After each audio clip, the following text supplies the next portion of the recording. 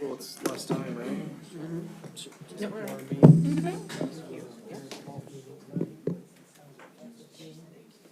Thank you. There's a new girl that came from, It's 5:30, I'll call the meeting to order. The first item is Pledge of Allegiance. I pledge allegiance to the flag of the United States of America and to the republic for which it stands, one nation, under God, indivisible, with liberty and justice for all. I do have a mayoral announcement. It is regarding the electronics recycling, which will be September 12th, 2026. Bring your unwanted electronics to the annual collection event on Saturday, September 12th, 8 a.m. to 10 a.m., or earlier because the truck could fill up quickly. It will be hosted at the parking lot at 1100 East 10th Street, otherwise known as the Bank Card Center parking lot in Wayne. This is east of Sunnyview Park and Providence Medical Center near the Wayne Community Garden, and the same place we held the event last year. Enter the First National Bank parking lot from the west to unload your electronics and exit on the east to 10th Street or Hillside Drive. September 12th, electronics recycling. Anyone desiring to view the Open Meetings Act may do so. The document is available for public inspection and is located on the west wall in council chambers as well as on the City of Wayne website. The City Council may go into closed session to discuss certain agenda items to protect the public interest or to prevent the needless injury to the reputation of an individual, and if such individual has not requested a public hearing. Item number 4 is approval of the minutes from the August 3rd, 2026 meeting. so moved. We have a motion and a second. Do we have a second? Everyone jump. Merry Christmas. Any discussion, changes to the minutes? Roll call? And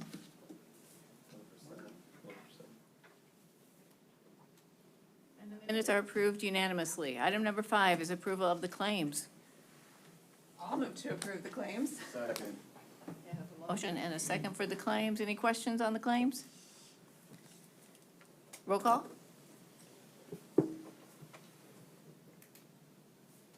Claims, there we go, are approved unanimously. Item number 6, Resolution 2026-56, accepting bid and awarding contract for the construction of the Northeast Centennial Road Substation. On the phone, who do we have on the phone? Brendan Metzger. Thank you. With DGR. And Brendan, I'll just kind of set it up for him quickly here.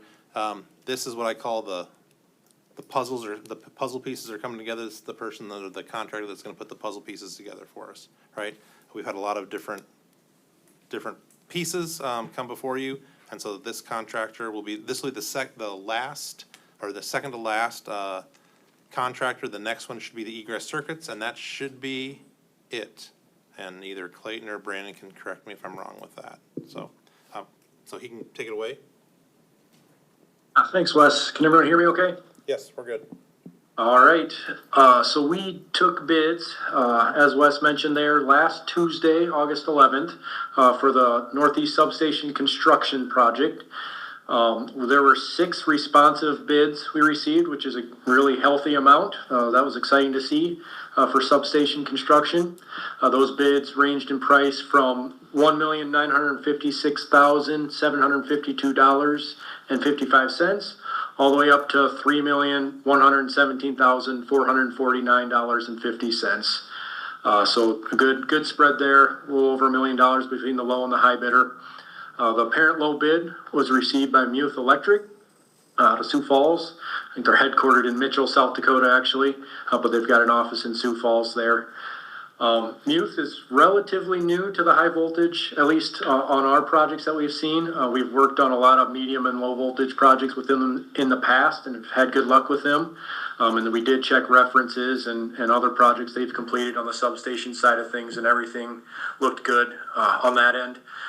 So with that being said, we do recommend that you would award that contract to Muth Electric for that $1,956,752.55.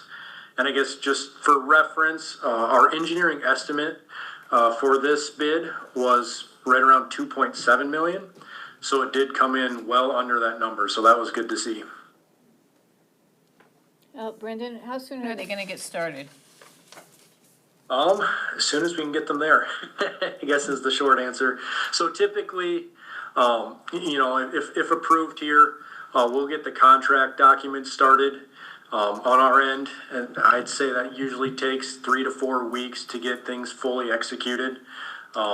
And then we can get them on site shortly after that. We'll want to get them going soon, just so we can get the foundations in place, before it gets cold here, this winter. We'll also hold a pre-construction meeting kind of in that time, and that can take place, before the contracts are fully executed, so we can get that out of the way here the next couple weeks.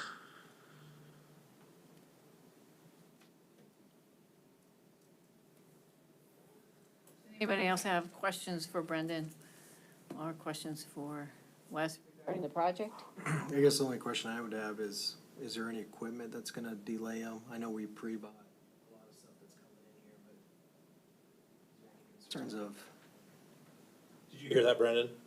I did not, no. Okay, the question was, any concerns with any of the equipment that we've already purchased, not being here on time? I think you said the foundations first and. Yeah, that's a good question. At this time, no, we have not been told of any delays. Now, we're all too familiar with getting delays unexpectedly, so I don't want to say there's no chance that could happen. But as of right now, everything that we've checked in on, that we have on order, is still on the correct timeline.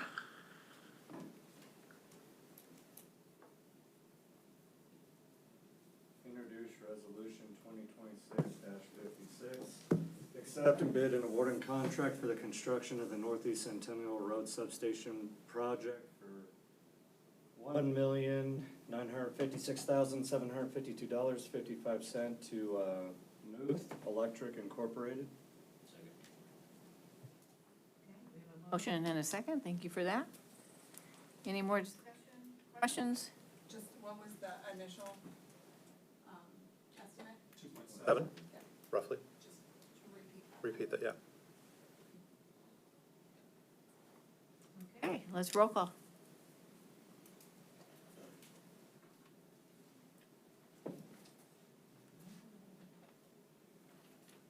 And the resolution has passed unanimously. Thanks, Brendan. Thanks, Brendan. Thanks, guys. Good rest of the evening. Item number 7, action on the cadet application for membership of Bobby Bates to the Wayne Volunteer Fire Department. We have Austin Fritters here with, I don't know what your role is there. Assistant Fire Chief. Thank you. I'm Austin Freers, Assistant Fire Chief, Wayne Fire Department.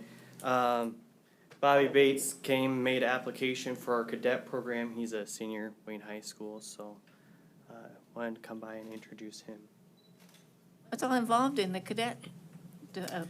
So our cadet program, they have to be 16, get 2 letters of recommendation from teachers, and just be active on our department. Obviously, school always comes first, so that's our priority with them. But hopefully, give them firsthand experience what the fire service is like, what EMS is like, things like that, to hopefully keep them around in our community and grow our department. So. Good program to have. Move for approval on the cadet application for membership of Bobby Bates to the Wayne Volunteer Fire Department. second. Motion and a second. Roll call. Bobby, can you make omelets? Those are nice. I was gonna make him talk. Put them to the test here in a couple months. Right. And the motion is approved unanimously. Thank you. Thank you. Item number 8, action on the request of Lillian Holler to keep an emotional support animal inside city limits. This is a bearded dragon in the dorm at Wayne State College. And Lillian is not here. No, she lives 4.5 hours away. With or without her bearded dragon? How big is a bearded dragon, Amy? Do you know? Well, it depends on if you get a male or a female. Mason has done a ton of research and wanted one really bad, so I told her I'd get her one for Christmas, so she got a Christmas ornament with one on there, and that was her favorite. No, I mean, the males can get, I know Jason and Heidi Clausen had one, that, for their son, I think it died, but the males can get pretty big, and they're, like, I think you can like litter box train them, and they're like affectionate. First Yeah. animal for somebody. Yeah. It's Mm-hmm. 18 to 24 inches is what I read on. 18 to 44, yeah, I mean. 24. Oh, 24, yeah, the males get bigger than the females, but yeah. My cousins have like 12 or 15-year-old now, of course, it's like they're cool animals.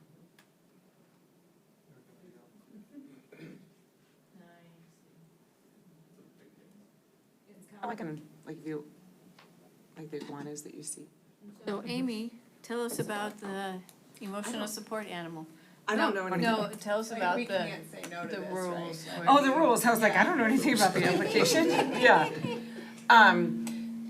So, I mean, technically, if this wasn't at Wayne State College, she could just come before you and ask for it as like, just like a hedgehog or something like that, something that's not permitted, but they have to get permission. But in order to have it at the dorms, I'm assuming that's why she's coming before you for an emotional support animal. You can't say no to an emotional support animal unless the risk to the community outweighs the benefit to the individual. It's a dragon, don't they spit fire? That's dangerous, right? Put that in the paper, Clara, that he said that. So you light your candles. She has all of the paperwork and everything, the register will link with that. Do you know if, I know with the pit bull, I think we tabled it as of not, going to Wayne State first in whatever offices those were. Do we know what order we are in this approval? Has she gotten permission from Wayne State? I don't know if Wayne, the Wayne State, I don't know if Wayne State has, if they have rules against that, or? Look at Cody, you wanna, yeah. I'm just look- referring Cody, to- speak. share what I know Absolutely. about our approval process as a Right there, thank you. So, as you shared, there is, students must visit with our disability services coordinator prior to anything else. And if the disability services says, yes, you've been approved for an animal, then they would go into housing where we would then have to have that conversation. And part of the requirements for, animals living in housing is it has to be licensed by the city. So that's kind of that piece in there, cause all of our animals do, so. As far as, I think the question was where in that particular process, we wouldn't let them into the dorms without that initial license and approval from the city. And Amy, do we need name and address?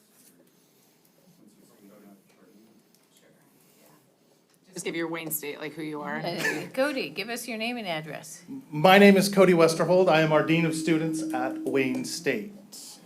So Cody, I think what Jason's asking is, I know you said you won't let the animal into the dorm without approval.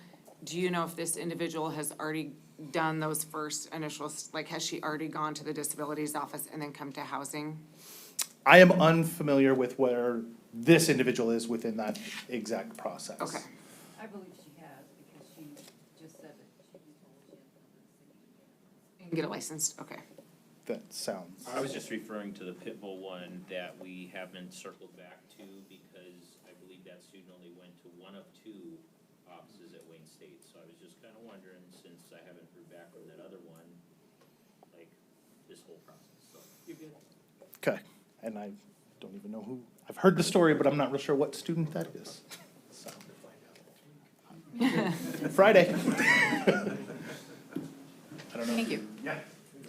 I'll move to approve the request of Lillian Holler to keep an emotional support animal inside city limits, bearded dragon at the dorm at Wayne State College, contingent upon she has spoken to the correct offices at Wayne State. We have a motion and a second. Is there any more discussion? Okay, let's roll call.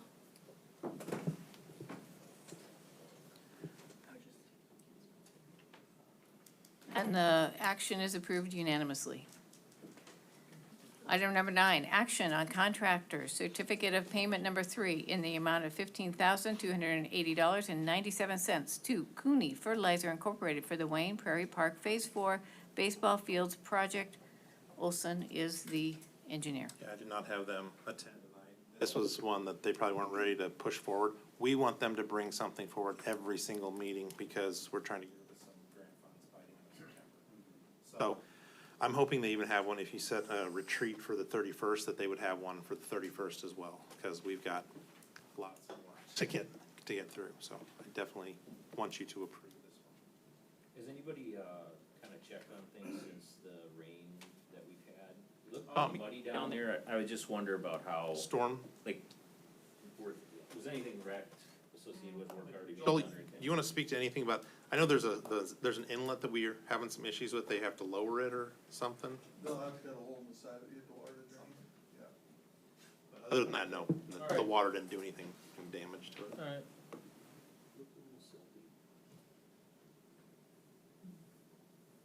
Move for approval on the action of contractors certificate of payment number 3 in the amount of $15,280.97 to Cooney Fertilizer Incorporated for the Wayne Prairie Park Phase 4 Baseball Fields Project. We have a motion and a second. Any more discussion? Roll call.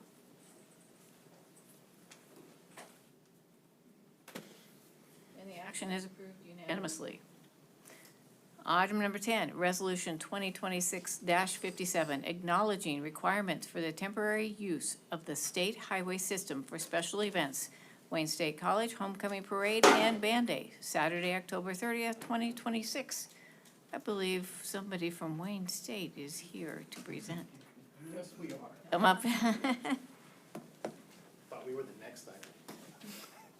Oh, yeah, state your name and address, please.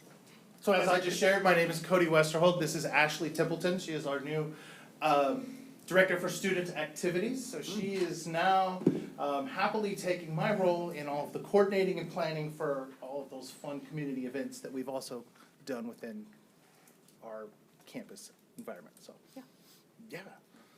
So right now, we're starting in just a few short weeks, it feels. We need to start making preparations for our homecoming parade. We understand that that involves blocking off the street, so we'll make sure we get the process started. Any changes on the parade route from the previous years? No changes in the parade route from previous years. We will. Or the time or anything? Is everything gonna stay the same, Cody? Everything's the same. We have made no plans on changing. I'll introduce resolution 2026-57.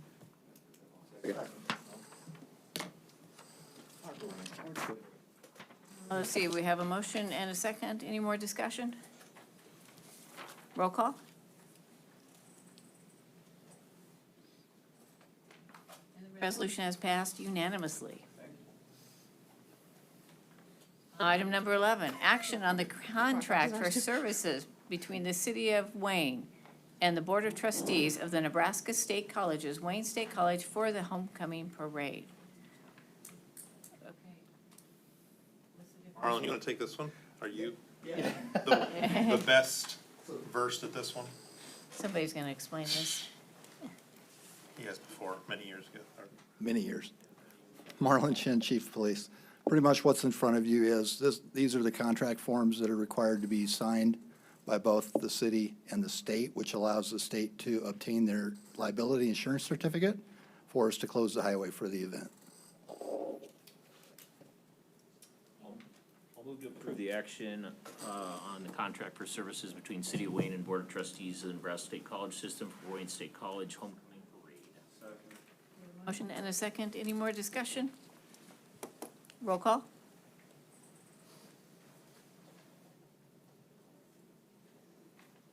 And the action is approved unanimously. Item number 12, Resolution 2026-58, authorizing the signing of the Municipal Annual Certification of Program Compliance Form 2026- Nebraska Board of Public Roads Classifications and Standards. This is an annual housekeeping, really. Joel, I don't know if you want to add anything to this one or not.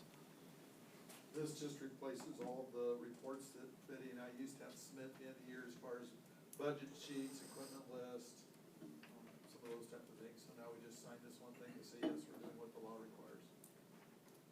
I'll introduce resolution 2026-58 and move for approval. Motion and a second. Any more discussion?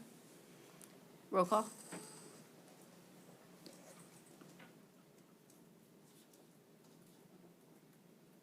The resolution has passed unanimously.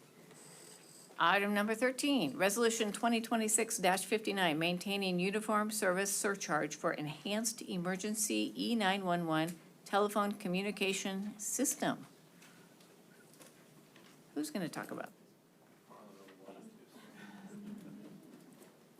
I'll come back. All right. This has pretty much become an annual housekeeping thing. For those of you that aren't aware, state statute governs that we can charge 50 cents per phone line if you live in the metro area. For anybody outside the metro area, which would include us, we can go up to an additional 50 cents, making it $1, and we've been at that since 2001. So we're kind of maxed out. We can't ask for any more. But this also just pertains to your wired old school phone lines, which a lot of people don't have anymore.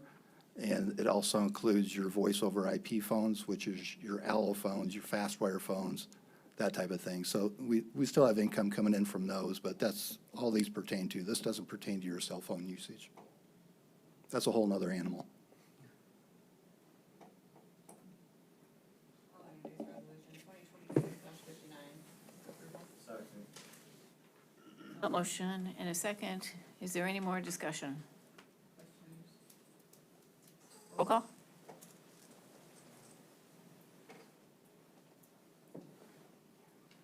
Resolution has passed unanimously. Item number 14, ordinance 2026-8, approving letter of agreement with Big Rivers Electric Corporation. So this is similar to what we did with Tenaska.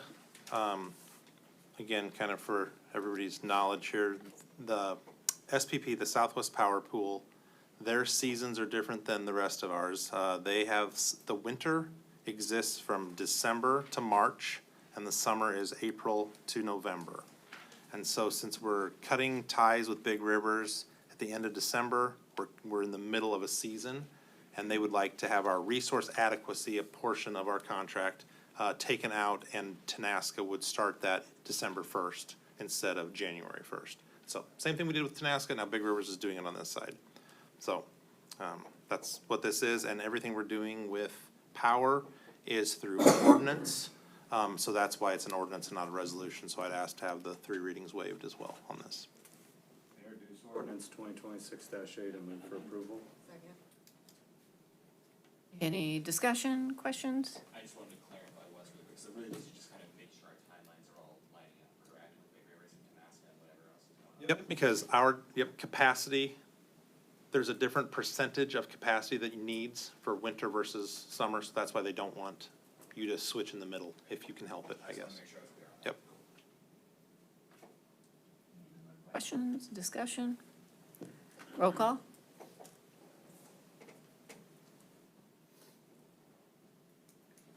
Motion is approved. Move to waive the 3 readings of ordinance 2026-8. Motion and a second to waive the 3 readings. Any discussion? Roll call.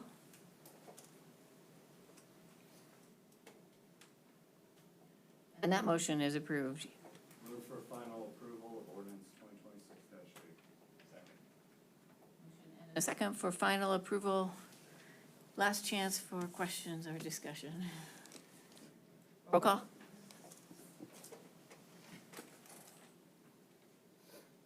Ordinance has passed unanimously. Thank you.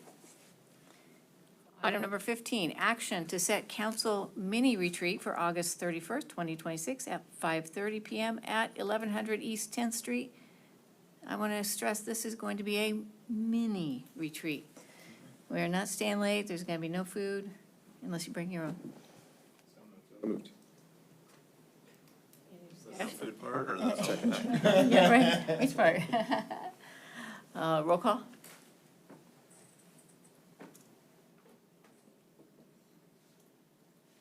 And the mini retreat is approved unanimously. Let me know, email me if you have some items that you want to discuss at the meeting. There will be a couple action items as well at that. So just, we'll get that obviously out to you ahead of time. Item number 16, Wes is going to give us an update on 1100 East 10th Street planning study. This is an item that the mayor requested to be on the agenda every single meeting. Once we started this, I think we forgot the first two already, so we're catching up. So where we're at with the planning process, the advisory committee met probably in July, into June, first part of July. Surveys have been out. They were supposed to end the end of August. We've extended that to the end of September because the consultant, JEO, they're doing two pop-up events. One was done at the chicken show, and then we were trying to figure out another pop-up event for them, and they decided on Bressler Fest, or we suggested Bressler Fest, and they thought that was good. So they will be at Bressler Fest the first, is that the 13th? The 13th. 13th of September. So we wanted to extend the deadline of that in case, just keep getting the word out with these surveys. I think we're at about 270 surveys that have been recorded or have been turned in. So stress to friends, family, make sure those get filled out. Website, we have a website that talks about the planning study, and then a link to the survey as well on that site, so. Paper copies of the survey at the library, did I maybe hear? Yep. So it's also got advisory committee members are on that website as well. The next phase, I just sent out, I'm starting to send out focus group invites to certain people. Mayor and council president, we sat around and talked about names, got some input from the consultant also on different things. We have 5 different focus groups. We'll have a business and entrepreneurship. We have putting myself on the spot here. We have a residence. It's kind of a catch-all, but residents and also seniors are kind of in that. We have a arts, tourism and recreation. We have an education and daycare, and we have a health and wellness. So I think I sent out 24, 25 emails today, and then I'll send out another 30 some tomorrow there's 2 waves. September 1st, Tuesday, September 1st. I think there's one at 10:30, 12, and 1:30. And then there's on Wednesday, they're doing ones at, I believe, 10:30 and noon. It'll all be virtual from the consultant. It will be up at the 1100 East 10th Street. So the focus groups will actually be on site at 1100 East 10th. So what questions do you have about that process? Not every meeting will probably be quite that elaborate, but if you have questions, or I'll update you on numbers and things like that. Are the participants for the focus groups already pre-selected, or is it just open to those demographics? No, so that's what we did, because their big thing is they only want a maximum of 12 per focus group. So inviting about that many, knowing that not all of them will be able to meet that time frame. You're not gonna send out a survey saying, when can people meet? You're gonna set a time, and whoever can make it, can make it. But then the advisory committee members, there are 13 advisory committee members. They can also sit in on certain focus groups. For example, Nicole Hageland, PMC CEO, health and wellness would be a likely spot for her to sit in on, something like that, so. And myself, I will likely be in on all of them, probably doing the technology up at the building. The mayor could sit in, so. Does that answer the question on that? Yeah. I would love any suggestions on how to get like more results from the survey, like if there's different places that people would like to see paper copies of it, if we need to like. Yeah, I actually had a conversation with somebody. Yeah, like. Somebody today and said, well, I didn't know anything about it. I said, well, 270 people knew. And that's great, that's a lot higher than I thought it was gonna be, The but- consultant is already incredibly impressed with how many we have gotten back. So again, go to the website. If they have any questions, call the city. We can help them through. If they want a paper copy, they're also in Spanish, so they're in both languages. I got a question. If I don't pay the utility bill, but can we put a separate notice on utility bills to fill this thing out? Yeah, we could get one out by the end of the month, yeah. Not the full survey, we don't, No. but just a notice. With the, You do a website. QR code or something like Or that so- with Yeah, it, yeah, something like that. It'll be in the newsletter. Newsletter proper, yeah, not, yeah, part of the newsletter, we could print something right on there. Anywhere we can get it out Yep. to the public, because this has been such a hot topic for the last 4 years. But as much input as we can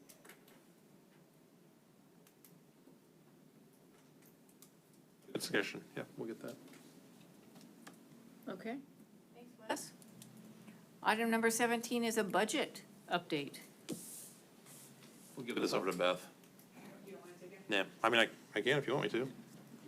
Oh, yep. Okay, this will be quick. Valuations were posted this afternoon, so I have information on that. They did increase 8.87%.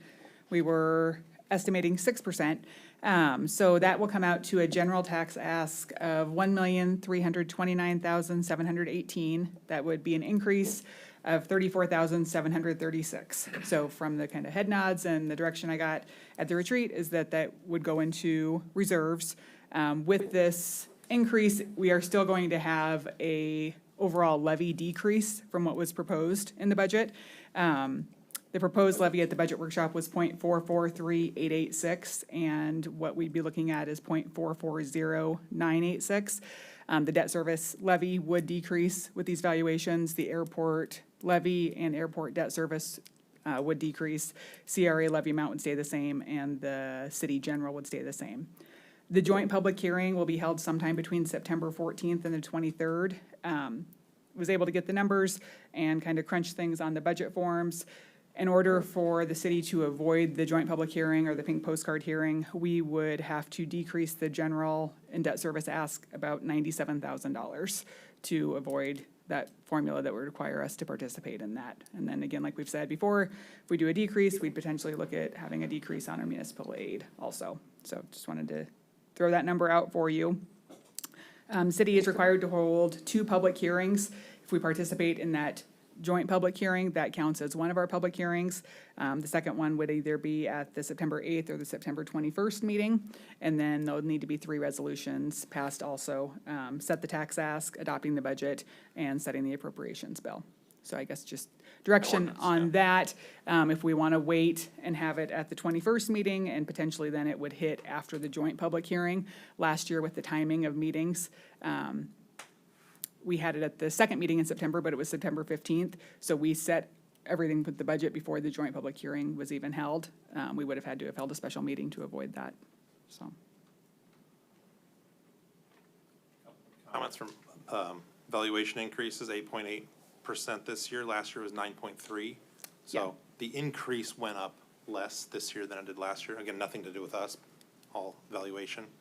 And I did want to mention AEDs. Marlon, I might ask you some questions on this.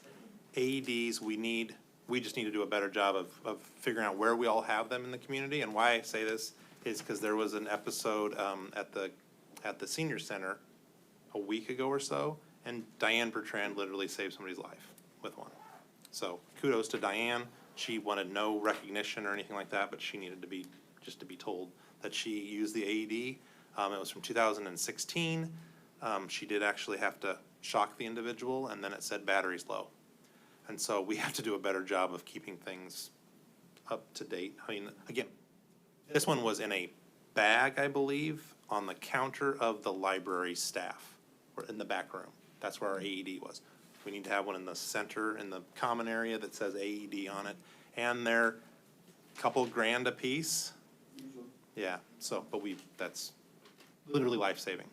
So, and they had the senior center had just done CPR training 2 weeks prior, and Diane said, if I hadn't had that refreshers course, so kudos to Amanda, who does a great job with Amanda Hawthorne. Does a great job with training us on CPR. I just want to throw that out. Budget-wise, you may see some expenses coming through on the AED side. We haven't located it. We have one at the CAC and. Yes, go ahead, Marlon. Yeah. CAC has one, City Auditorium has one. Summer Sports. Has one. Summer Sports Complex. Has one. And Todd checks them, but he wasn't aware of the one at the Library Senior Center, I believe. I was not either. Yeah, so. But we have to do a better, like I said, a better job of inventory. Put one in every patrol car. And at that time when we asked, they told us they didn't want one. So I'm not sure where the miscommunication was, because we didn't even know they had one in their facility. Would this be something we could reach out to like the health department and see if there's, yeah, or if they have a grant that they know of, cause I mean, it's a pretty important. I mean, Phil, I'm glad that we have a spot to set, at least another spot that we're not in. Like, you would recommend one? I mean, you could say every public building should, like, right now here, it'd be PD, and do you have one in the PD proper? Yes. Yeah, so we don't have one in City Hall, we'd have to get to the PD, so do we need one in here, you know, I don't know, that's. The bigger thing is people have to be trained on how to use it too, so. Yeah. Anyway, I just wanted to throw that out there kind of as a public service announcement through the budget update. Fire departments, yeah. The rescue side does. We'll get an inventory for you and let you know where everything is and dates on them. I'm not sure how they know it was from 2016, if there's a born on date. The company that we checked with for quotes was able to run the serial number, and they said that it was purchased back in 2016. I mean, it's great that nobody had to use it for 10 years. And Diane literally knew that it was in the library because after her training, she was like, well, where is our closest one? So she purposely went out and got it. I don't know if anybody else would have known where it was. So, yeah. Sorry, I hijacked No, your you're budget good. update. That was all the When are we information gonna I approve the had. budget? I'm sorry, what was that? When are we going to approve the budget? So that would be, if you want to do that, we can do it at the September 8th meeting or the September 21st meeting. So. No, it doesn't. All the forms are due by the 30th. That still gives me plenty of time to That get would everything say together. sooner rather than later for her sanity. I think there was a big thing last year from Senator Hansen that people were approving their budget before the final public hearing, which, very true, but were you expecting us to have a special meeting? And so the big thing going around was, just remember, you can still change your municipal budget because it doesn't have to be done until the 30th. Well, that puts a lot of burden on the finance director to get everything back. Plus, your publications have to change. I mean, there's lots of things that I don't know if the state really realizes all the things they put on us to do. So I guess I would recommend doing it the latest possible, like, so I want to put more stress on Beth. Yeah, Just knowing that then you can't say, well, the city approved theirs before we even had our second public hearing, like we did last year. This would be it would be after that. When are we planning on doing that second public hearing? Just out of curiosity. Would be yeah. Yep, so we would have the 21st, and then our second hearing would be the joint public hearing. That would count Would for be that, so before that would be that. held by the county, Okay. And they or set that organized by the date. county. Sorry, I just So wanna make sure it's. she can Yep. still do all of her, she can still do all the work. It's a matter of if something would change, if council would say, now we're changing things here. For whatever reason. What was your levy difference? What was proposed was .443886, and it'll be .440986. That'll come back to you on the 8th, that Tuesday. And have you heard anything Well, else about? When we set that on the, Nope, it'll all be at the it'll same all be meeting. done on the 21st then? I mean, Haven't we done it separately before? last year, we did it all together before, because last year is the first year we participated in the joint public hearing. Otherwise, you have to have separate public hearings. We'd have to right? have two nights, Twice a correct? meeting. Yes. And have you heard any more about like municipal equalization? State side, the projections of sales tax came in as expected, but it was so low, I mean, it was lower, so it came in at least no lower than the lower amount, if you will. So I guess that was the best news you could have for having bad news. So, no, nothing more on that. You said it wouldn't cause any problems for you to get that later. No, that'll be, as long as we don't have any issues with publications, that would be the only thing that we would potentially run into, but. I'd say do it later September. Okay. And next year, things will be completely different. Everyone will be required to participate in that joint public hearing, so we will probably go back to having both meetings in September that we're holding it. And then the joint public hearing will be in July, just, so. So Then we'll have to have 3 public hearings. Yes, yeah. But that makes a lot more sense to have it earlier, more sense. Having it so late in the process does nothing for you guys. I mean, it really doesn't. If people are starting to talk about budgets in June and July, that makes a lot more sense than now. So then you can take that input. Formulate your budget accordingly.